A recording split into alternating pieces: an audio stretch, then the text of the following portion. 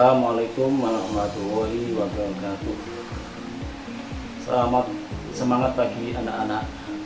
Semoga sehat walafiat, baik-baik saja, dapat menerima pelajaran dengan baik yang bermanfaat bagi kita semuanya. Alhamdulillah, pada pagi ini kita bisa bertemu kembali dalam pada kegiatan pembelajaran mata pelajaran Quran Hadis kelas 10 semester 2. Terus untuk semester 2 ini kita mulai dari kegiatan yang pertama, yaitu memahami hadis, sunnah, dan athar. Saya kira keempat istilah ini tidaklah asing bagi kita, karena kita sering mendengar keempat istilah itu, baik itu hadis, sunnah, maupun athar. Apalagi yang kalian berdomisili di pondok pesantren yang mungkin pernah mengaji kitab Nafsul Ibad, yang mana di dalam kitab itu penulis atau musonef banyak menyantumkan keempat istilah tersebut. Dan barangkali mungkin kalian ada yang sudah sedikit banyak mengetahui definisi atau pengertian keempat istilah itu, namun mungkin kurang mendetail. Oleh itu, maka pagi ini kita akan membahas dengan sedalam-dalamnya dan sedetail-detailnya. Maka tujuan pembelajaran kali ini adalah nanti setelah kalian mempelajari pengertian hadis, sunnah, dan athar, diharapkan kalian bisa menganalisis apa persamaan dan perbedaan keempat istilah tersebut. Jadi hadis, sunnah, dan athar itu apa persamaannya dan apa pula perbedaannya. Kemudian setelah kalian bisa memahami definisinya, kemudian bisa menganalisis persamaan dan perbedaannya, diharapkan kalian nanti selektif dalam pengambilan dasar hukum yang bersumber dari hadis, sunnah, dan athar untuk diterapkan dalam kehidupan sehari-hari atau kita sampaikan kepada orang lain. Baiklah, kita mulai dari istilah yang pertama, yaitu istilah hadis. Hadis secara etimologi atau bahasa berasal dari kata hadasa, yahdusu, hadisun, hadisun, yang berarti beru, dekat atau berita. Maka ketika kita ditanya oleh teman kita, karena kita lebih dulu datang ke madrasah, beliau tanya kepada kita, kapan kamu datang di sini? Kita menjawab hadis. Artinya bagaimana? Kita baru saja datang. Atau kita lihat teman kita di sekolah, kemudian dia menghilang. Kita bertanya kepada salah satu teman kita, di mana sih itu? Dia menjawab hadis. Artinya baru saja dia pergi. Atau kita lama tidak jumpa dengan teman, ketemu, kemudian dia bertanya kepada kita, kamu tidak lama berjumpa dengan kita, sekarang datang membawa berita apa? Membawa hadis apa? Artinya bertanya membawa berita apa? Maka hadis secara bahasa bisa berarti baru, dekat, atau berita. Adapun hadis secara istilah atau terminologi, definisinya ma'udhifa lin nabi sallallahu alaihi wasallam kaulan au fi'lan au taqyon au nahwaha. Artinya hadis adalah sesuatu yang disandarkan kepada Nabi sallallahu alaihi wasallam, baik berupa perkataan, perbuatan, ketetapan, dan sebagainya. Nah, dengan kata lain, apapun yang menjadi perkataan Nabi disebut hadis. Perbuatan Nabi juga hadis, ketetapan Nabi juga hadis. Contoh hadis yang berupa berupa perkataan Nabi adalah hadis tentang niat yang diriwayatkan oleh Imam Bukhari Muslim dari Umar bin Khattab. Redaksinya An Umar bin Khattab qala Rasulullah sallallahu alaihi wasallam innamal a'malu binniyat wa innama likulli imrin ma nawa, muttafaqun alaih. Artinya Imam bin Khattab berkata Rasulullah bersabda. Ini berarti nanti berupa perkataan Nabi. Apa sabda Nabi? Setiap amal perbuatan tergantung niat, dan setiap orang akan mendapatkan sesuai dengan niatnya. Lafaz innamal a'malu binniyat wa innama likulli imrin ma nawa ini merupakan perkataan Nabi, maka adalah disebut hadis yang berupa apa? Perkataan. Kemudian hadis yang berupa perbuatan adalah hadis yang berupa sunnah wudu, yaitu menyelai jenggot. Redaksinya Anas mana radhiyallahu anna Nabiyya sallallahu alaihi wasallam kana yukhlilu lihatau fil wudu, akhrajahu Tirmidzi wa sahahu Ibnu Majah. Tulisan Nabi SAW menyela-nyelai jenggotnya dalam berwudu. Nabi menyela-nyelai jenggot adalah perbuatan Nabi. Maka dalam wudu disunahkan menyela-nyelai jenggot Nabi, menyela-nyelai jenggot. Menyela jenggot adalah perbuatan Nabi. Maka itu adalah masuk hadis yang berupa perbuatan Nabi. Kemudian contoh hadis yang berupa ketetapan Nabi adalah hadis tentang daging dog. Jadi daging dog itu halal apa halal, boleh makan atau tidak. Kronologinya Nabi Muhammad SAW pernah berkunjung pada suatu kaum, dan di sana Nabi disuguhi beberapa makanan, diantaranya daging dog. Daging dog Nabi hanya didiamkan, tidak dimakannya. Lalu Khalid bin Walid bertanya kepada Nabi, apakah daging itu haram ya Rasulullah? Nabi menjawab, la, tidak haram. Walakin lam yakun fi al-dikomi fajidu afau. Namun daging dog itu tidak ada di kaumku, maka aku tidak memakannya, kata Nabi. Qala Khalid, lalu Khalid berkata, faj'altuhu fa'akaltuhu wa Rasulullah sallallahu alaihi wasallam yang dulu ilayya. Khalid berkata, aku Khalid menarik makanan itu lalu memakannya, dan Nabi melihatku, Nabi melihat ke arahku. Ketika Nabi melihat aku makan dog, Nabi hanya diam, Nabi tidak melarang. Dan bukan bahwa dog adalah halal tidak halal.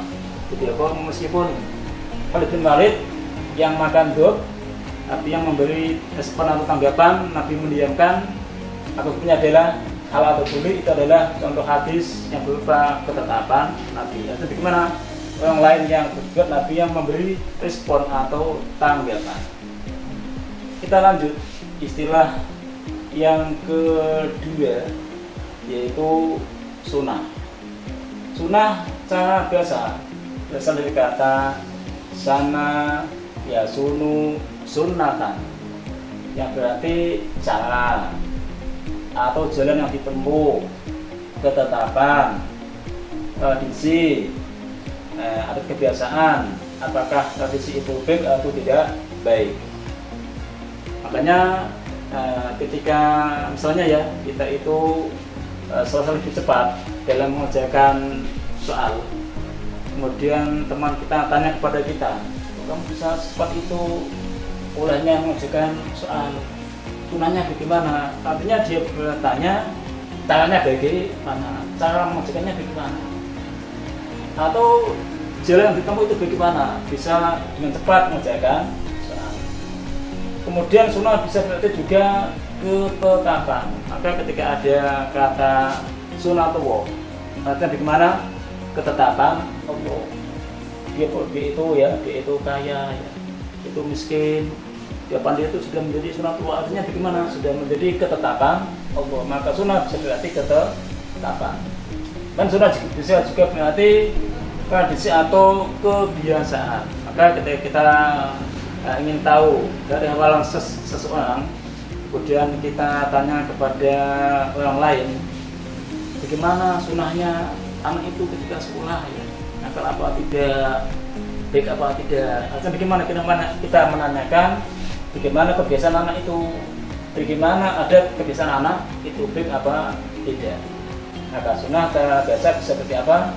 Cara jalan yang ditempuh, bisa berarti ketetapan, bisa berarti tradisi atau adat kebiasaan. Kemudian lanjut, cara istilah sunnah pengertiannya kullu ma atau anin Nabi sallallahu alaihi wasallam min qaulin au fi'lin au taqririn au sifatin khalqiyatin au siratin sawa'un akana dzalika qoblal bisa ada. Artinya sunnah adalah segala yang bersumber dari Nabi sallallahu alaihi wasallam, baik berupa perkataan, perbuatan, ketetapan, tabiat, budi pekerti maupun perjalanan hidupnya. Baik itu terjadi sebelum Nabi diangkat menjadi Rasul atau sesudahnya.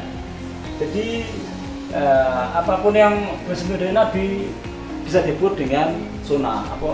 Apakah itu perkataannya, perbuatannya, ketetapannya masuk pada sunnah. Begitu juga tabiatnya, budi pekertinya, perjalanan hidupnya juga masuk pada sunnah. Semuanya itu baik terjadi sebelum Nabi diangkat menjadi Rasul maupun sesudahnya.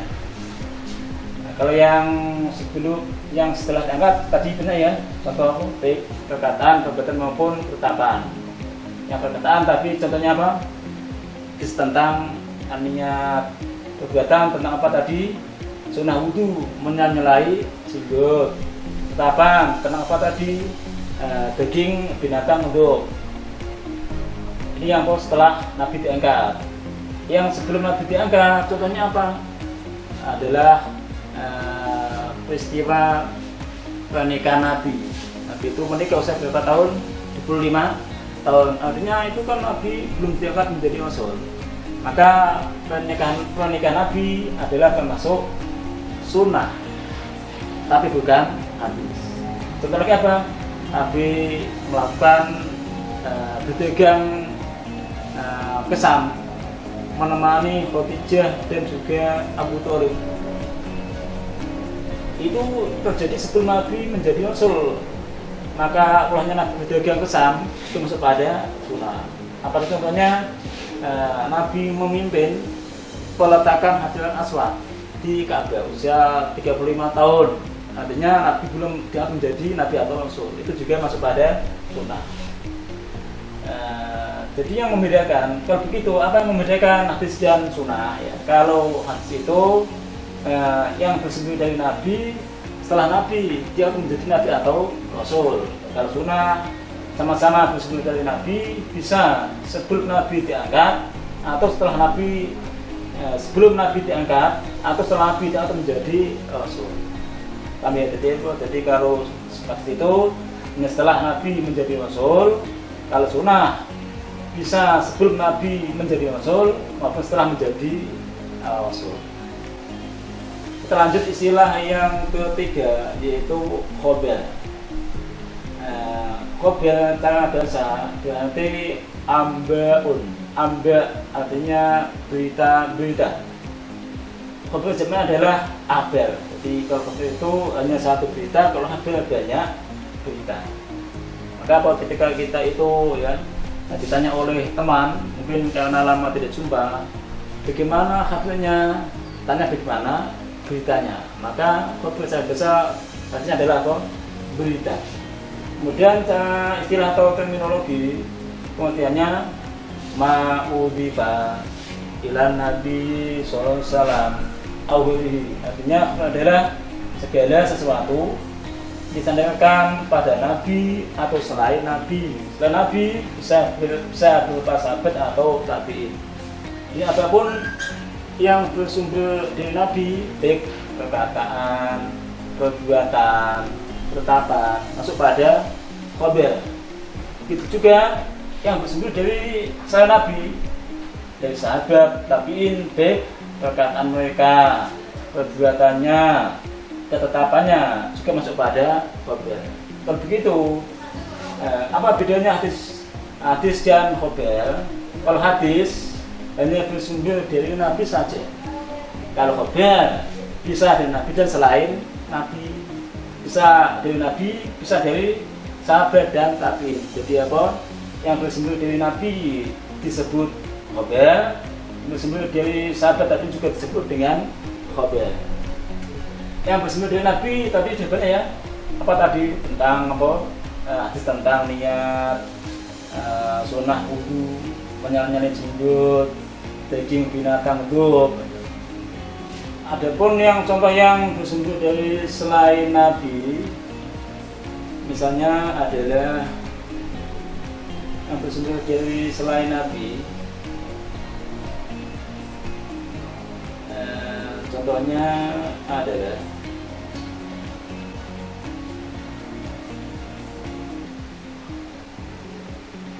perkataan Ali bin Abi Thalib, beliau seorang sahabat. Abi Thalib berkata, minas sunnah watulka, kata sunnah fis sholat, Abu Dawud. Kata Ali bin Abi Thalib, termasuk sunnah yaitu meletakkan tangan di bawah pusar sewaktu melakukan sholat. Ketika sholat apa? Disunahkan meletakkan tangan di bawah pusar. Ini adalah perkataan Ali bin Abi Thalib. Ali bin Abi Thalib seorang sahabat. Maka ini adalah contoh khabar yang bersumber dari selain Nabi, yaitu dari sahabat. Kita lanjut. Istilah yang keempat yaitu asal. Asal secara bahasa atau etimologi berarti dampak atau imbas sesuatu. Makanya ketika kita minum obat, kemudian ditanya oleh seseorang bagaimana asal setelah minum obat, maksudnya bagaimana dia menanyakan apa dampak setelah minum obat. Kemudian asal juga bisa berarti bekas atau sisa sesuatu. Maka apa? Maka bila ada istilah asal makanan, artinya bekas makanan. Asal minuman, bekas atau sisa minuman. Pakaian atau pakaian bekas. Maka asal secara biasa bisa berarti apa tadi? Bisa berarti dampak atau imbas, bisa berarti bekas atau sisa sesuatu. Atau juga bisa berarti nukilan atau yang dinukil. Maka doa yang dinukil dari Nabi disebut doa ma'ruf. Sedangkan istilah atau terminologi ini ada dua pendapat. Yang pertama menurut sebagian kecil ulama, berpendapat bahwa asal itu definisinya sama dengan hadis. Artinya yang bersumber dari Nabi baik perkataan, perbuatan maupun ketetapan disebut dengan asal. Tapi menurut jumhur ulama atau kebanyakan ulama, pendapatnya lain, yaitu sesuatu yang disandarkan pada sahabat dan tabi'in. Maka menurut dari definisi jumhur ulama ini, yang bersumber dari Nabi itu tidak masuk pada asal. Yang masuk asal adalah yang bersumber dari selain Nabi, baik bersumber dari sahabat maupun tabi'in. Jadi apa? Perkataan sahabat, perbuatannya, ketetapannya. Perkataan tabi'in juga ketetapan tabi'in masuk pada asal. Tapi kalau dari Nabi itu tidak masuk pada asal. Ini menurut kebanyakan ulama. Adapun contoh yang bersumber dari selain Nabi adalah perkataan Ubaidillah bin Abdullah bin Utbah bin Mas'ud. Ini seorang sahabat. Ubaidillah bin Abdullah seorang sahabat pernah berkata, as-sunnatu ayyuka bil imam yaumul fitri wa yaumul adha kina yajlisu ala mimbar qabla al-khutbah saat takbiratain. Artinya sunnah yaitu imam bertakbir pada hari raya Idul Fitri dan Idul Adha sebanyak 9 kali. Ketika duduk di atas mimbar sebelum khutbah. Artinya ketika khutbah Idul Fitri dan Idul Adha bagi khotib sunnahnya takbir 9 kali. Ini adalah perkataan Ubaidillah bin Abdullah seorang tabi'in. Maka ini masuk pada athar, tidak masuk pada hadis. Setelah kita mengetahui definisi keempat istilah itu, baik definisi hadis, sunnah maupun athar, maka kita harus bisa menganalisa atau menganalisis apa persamaan dan perbedaan keempat istilah itu. Jadi hadis, sunnah, athar itu apa persamaannya juga apa perbedaannya. Kemudian setelah kita analisa, maka dapat kita simpulkan bahwa keempat istilah ini adalah motif, artinya memiliki pengertian yang sama. Kenapa sama? Karena sama-sama disebutkan atau bersumber dari Nabi Muhammad. Jadi apa? Jadi hadis itu sumbernya dari Nabi, sunnah juga dari Nabi, khabar dari Nabi, asal juga dari Nabi. Maka persamaannya apa? Keempatnya sama-sama bersumber dari Nabi. Dengan kata lain, keempatnya adalah motif, memiliki pengertian yang sama. Sama-sama apa? Bersumber dari Nabi semuanya. Jadi sunnah itu ya sumbernya dari Nabi, hadis dari Nabi, kemudian asal juga dari Nabi. Kemudian apa perbedaannya? Perbedaan hadis dan sunnah tadi sudah saya singgung ya, bahwa sunnah itu lebih luas daripada hadis. Kenapa? Karena sunnah itu meliputi yang datang dari Nabi, baik sebelum Nabi diangkat menjadi Rasul maupun setelah Nabi diangkat menjadi Rasul. Bisa sebelum dan sesudah, apabila bisa au ba'daha. Sedangkan hadis hanya bersumber dari Nabi setelah menjadi Rasul atau Nabi. Kemudian perbedaan keempat istilahnya, dan maka di antara keempat istilah ini yang lebih luas, yang paling luas adalah khabar. Kenapa? Karena khabar itu sumbernya dari Nabi dan selain Nabi. Dari Nabi disebut dengan sunnah, dengan apa? Dengan khabar. Dari sahabat tadi juga disebut dengan khabar. Sedangkan hadis dan sunnah itu sumbernya hanya dari Nabi saja, asal hanya dari selain Nabi. Jadi apa saya ulangi ya, ketika khabar itu lebih luas, paling luas di antara empat istilah. Karena apa? Karena sumbernya dari Nabi selain Nabi. Hadis dan sunnah hanya dari Nabi, kalau asal hanya dari selain Nabi. Demikian. Semoga bermanfaat. Terima kasih. Assalamualaikum warahmatullahi wabarakatuh.